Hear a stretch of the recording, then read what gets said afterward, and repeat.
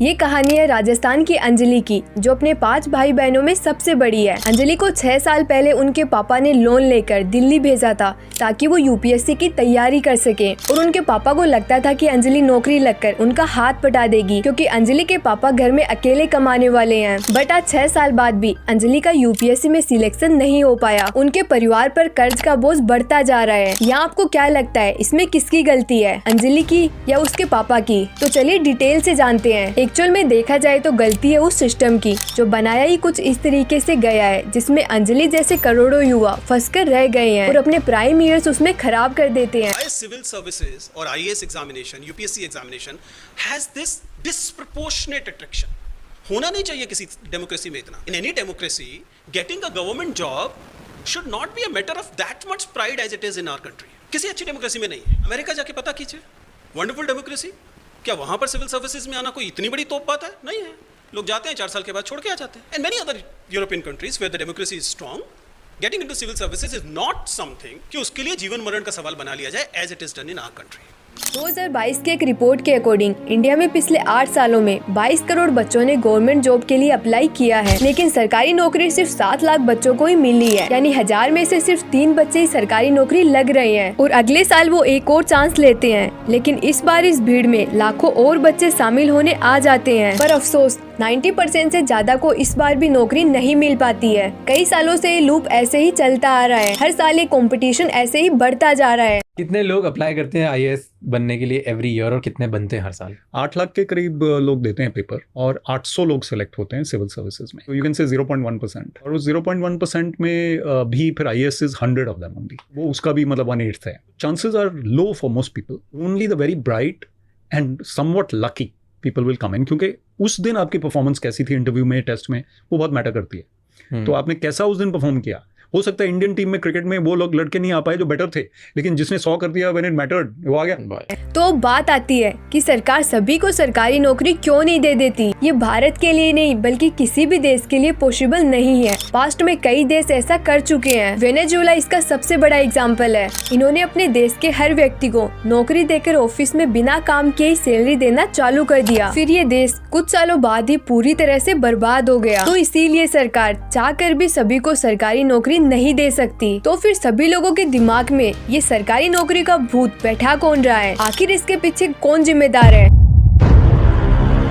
Education की actual meaning है कि बच्चों को सोचना है उनके लिए क्या सही है क्या गलत है, आखिर उनका इंटरेस्ट किस में है। लेकिन स्कूल में आपके इंटरेस्ट को तो सबसे पहले ही मार दिया जाता है, और उनके लिए एजुकेशन का मतलब सिर्फ रट्टे मारने तक ही रह गया है। बच्चे पढ़ाई सिर्फ इसीलिए करते हैं कि उनको सरकारी नौकरी करनी है। हमारा एजुकेशन सिस्टम हमें 12 साल पढ़ाता तो है, लेकिन कभी यही नहीं समझा पाता कि हमें क्या करना चाहिए और क्या नहीं करना चाहिए। बच्चों के दिमाग में क्लियरिटी नहीं हो पाती कि उनको आखिर करना क्या है। स्कूल से निकलने के बाद बची कुछ कसरिये कोचिंग इंस्टीट्यूट पूरी कर देते हैं। ये अपने फायदे के लिए बच्चों को मैनिपुलेट कर रहे हैं। जितनी जॉब की सीट नहीं होती, उससे ज्यादा तो इनके पास एक बैच में बच्चे होते हैं, और फिर ये बोलते हैं कि तुम बस एक सीट पर फोकस करो। लेकिन ये नहीं बताते कि उसी एक सीट पर लाखों बच्चे और भी फोकस कर रहे हैं। सिलेक्शन ना होने पर ये कोचिंग वाले बोलते हैं एक बार और ट्राई कर, इस बार सिलेक्शन पक्का होगा, और इस बार तो तुम्हें फीस में थोड़ा डिस्काउंट भी दिया जाएगा। बस इसी ट्राई में बच्चे 5-5, 6-6 साल से लगे हुए हैं, और आजकल हजारों इंजीनियरिंग कॉलेजेस तो खुल चुकी हैं, पर एक्चुअल में सिखाना क्या है उनको ये ही नहीं पता। कॉलेजेस हैं तो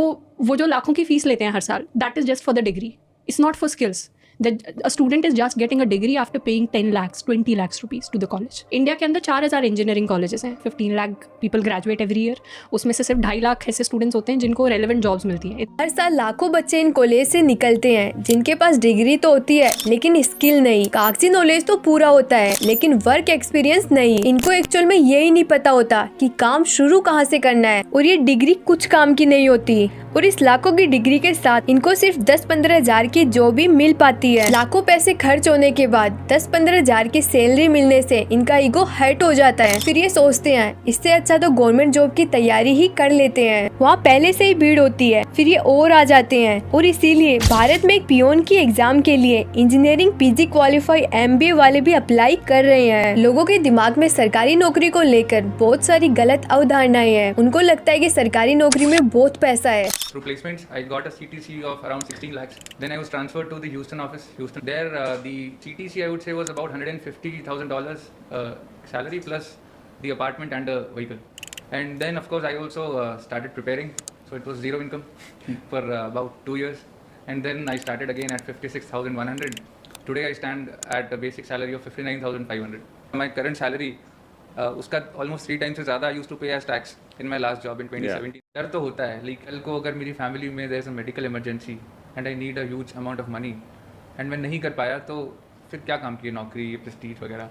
और tomorrow let's say your kid gets admitted to a very prestigious school and you can't afford the fees because with the salary you can't. And in fact I know an officer who got admitted to Harvard but she couldn't afford the fees, so she just dropped it. So those are the things I think कि ऐसा कभी हुआ and पैसे नहीं हुए. नौकरी से पहले तो सैलरी बहुत ज्यादा लगती है, लेकिन जैसे जैसे सैलरी मिलना शुरू हो जाती है आपकी नीड्स भी बढ़ने लगती है और तब ये सैलरी कम पड़ने लगती है और कई लोगों को लगता है कि उनको कोई हटा नहीं सकता और उनको काम कम करना पड़ेगा. Do you think that the work pressure on government employees is increasing, and do you see that this trend is going to change anytime soon? I think I have seen since I joined the service, the work pressure has increased tremendously, especially after the pandemic. Government has become very, very strict. And there is also another misconception that government people cannot be fired, which I would not deny is completely untrue. But the things are changing very rapidly. And even the rules are changing. Government has started doing a 360-degree review. They are assessing the quality of work you put in, your performance. And based on that, they have also started firing people. और जिनको लगता है हम सब कुछ बदल देंगे, बहुत कुछ उखाड़ देंगे, IAS IPS बनकर, बट उनको ये सिस्टम एक्सेप्ट ही नहीं करता. उनको इस सिस्टम से बाहर निकाल दिया जाता है. जब मैं हमेशा सुनता था IAS ऑफिसर बनना है तो मुझे लगता था कि अपना बहुत ज़्यादा पावर होगी और जो मैं चाहूँगा वो हो जाएगा, जो मैं कहूँगा वो हो जाएगा और लोग ऐसे एकदम लाइन लगाए खड़े रहेंगे, जनता बहुत इज्जत करेगी, सब कुछ होगा. जब मैं आया सर्विस में तो मेरे को समझ आया कि यार ये पावर तो बहुत ज़्यादा मिसनॉमर है. सच पावर है नहीं आपके पास उतनी जितनी आपको दिखाया जाता है बाहर से कि इतनी प्रोजेक्टेड है कि बहुत ज़्यादा पावरफुल है. Plus as an officer you are also very vulnerable कि there are certain things that you have to do. आप उससे ज़्यादा करोगे तो आप परेशानी में पड़ जाओगे. जो सिस्टम हम वर्ड कहते हैं, सिस्टम जो वर्ड यूज़ करते हैं, which is actually the collective consciousness कि जो आज तक चला आ रहा है, अगर आप उससे बाहर करोगे तो people will not perceive you as a serious officer. जो चुपचाप बैठकर उनका काम करता है वो टिका रहता है. अगर आप देश की सेवा करना चाहते हो तो आप गवर्नमेंट जॉब कर सकते हो और इसमें आपको सेफ्टी और सिक्योरिटी दोनों मिलेगी. बट अगर हम डिसएडवांटेज की बात करें तो इसका सबसे बड़ा डिसएडवांटेज यही है, ये आपसे आपका बचपन, आपकी जवानी खा रही है. 14-15 साल के बच्चे जिनकी खेलने कूदने की उम्र है, सीखने की उम्र है, लेकिन उनके पेरेंट्स उनको हॉस्टल कोचिंग में डाल रहे हैं सिर्फ एक सरकारी नौकरी के लिए. जहाँ सरकारी नौकरी आपकी नीड्स पूरी कर सकती है, वहीं इसका डिसएडवांटेज ये है, ये कभी आपके वांट्स पूरी नहीं कर सकती. शुरू में हम लोग रहते हैं छोटी सिटी में, वो इतने एक्सपेंसेस ज़्यादा होते नहीं है. बेसिकली आपका फूड, क्लोथिंग, इन सब का खर्चा है. नीड्स पूरे करने के लिए है, वांट्स पूरे करने के लिए नहीं है. अगर वांट्स पूरे करना है, अगर वो आपका एम्बिशन है, तो फिर private sector will be a better choice. सरकारी नौकरी के चक्कर में लोग अपनी स्किल पर ही फोकस नहीं कर पाते और जब उनकी नौकरी नहीं लगती तो ना ही तो उनके पास कोई वर्क एक्सपीरियंस होता है और ना ही कोई अच्छी स्किल. वहीं एक और डिसएडवांटेज की बात करें तो इंग्लिश को ही ले लेते हैं. हमारे देश में ज्यादातर लोग इंग्लिश को वहीं तक देखते हैं जहाँ तक उनका काम पड़ता है. अगर इंग्लिश एग्जाम में आ रही है तो वहाँ तक, और किसी इंटरव्यू में आ रही है तो रट्टे मारने तक. और उनको इंग्लिश इसलिए नहीं सीखनी कि वो इंग्लिश में अच्छे से बात कर सके, कम्युनिकेट कर सके, बल्कि उनको इंग्लिश इसलिए सीखनी है क्योंकि वो इंटरव्यू में आ रही है. और इससे वो एक लैंग्वेज को लैंग्वेज की तरह देखना ही छोड़ देते हैं. वो बस सोचते हैं कि कैसे भी करके ये इंटरव्यू या पेपर क्लियर हो जाए. हमारे देश में पेरेंट्स की सबसे बड़ी दिक्कत है कि वो अपने बच्चे को 10 लाख रुपए पढ़ाई के लिए या फिर किसी नौकरी की तैयारी के लिए दे सकते हैं, पर 10,000 रुपए किसी ग्राफिक डिजाइनिंग या फिर कोडिंग के कोर्स के लिए नहीं दे सकते. यहाँ उनको अपना माइंडसेट बदलने की जरूरत है. आज भारत की पॉपुलेशन इतनी हो चुकी है कि भारत के हर व्यक्ति को काम दिया जाए तो एक टाइम पर काम पूरे हो जाएंगे, फिर भी करोड़ों लोग बिना काम के बैठे रहेंगे. 8-9 हजार पोस्ट के लिए 30-40 लाख लोग अप्लाई कर रहे हैं. अभी आपको भी पता है कि सीट ज्यादा हो नहीं सकती, तो वो कितने भी बेहतर क्यों न हो, 99% लोग तो अनएम्प्लॉयड ही रह जाएंगे. इसके बजाय आप अपनी स्किल पर काम करते हो और उस करियर में जाते हो जहाँ कंपटीशन कम है, तो वहाँ ज्यादा चांस है आपको जॉब मिलने के. जैसे आप digital marketing, web development, project management, graphic designing सीख सकते हो और ये यूट्यूब पर फ्रीली अवेलेबल है.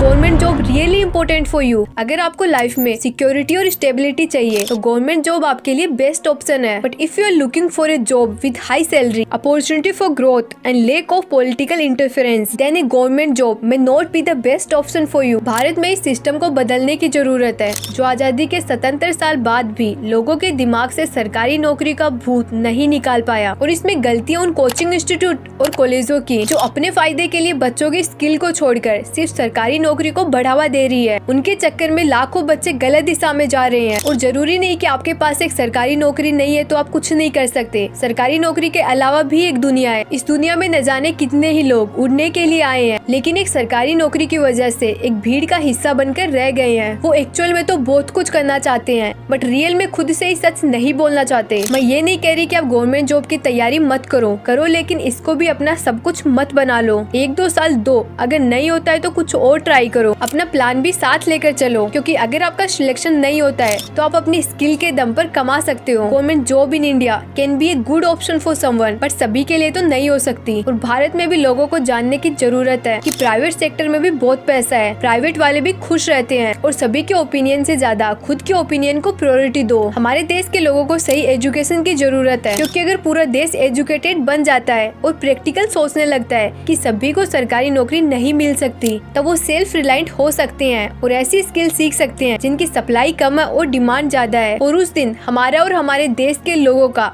एक्चुअल में फायदा होगा। What are the biggest insecurities you face currently in your life? I am from Udaipur, Rajasthan, and अभी मेरी पोस्टिंग हो गई कर्नाटका में, basically around 2 years ago. My grandfather during COVID phase 2, so he was sick and admitted.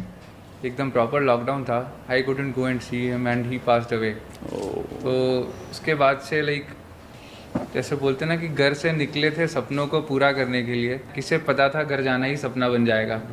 तो I don't see कि अब future में कभी मैं वापस लौट के अपने घर पे या फैमिली के पास जाऊँ।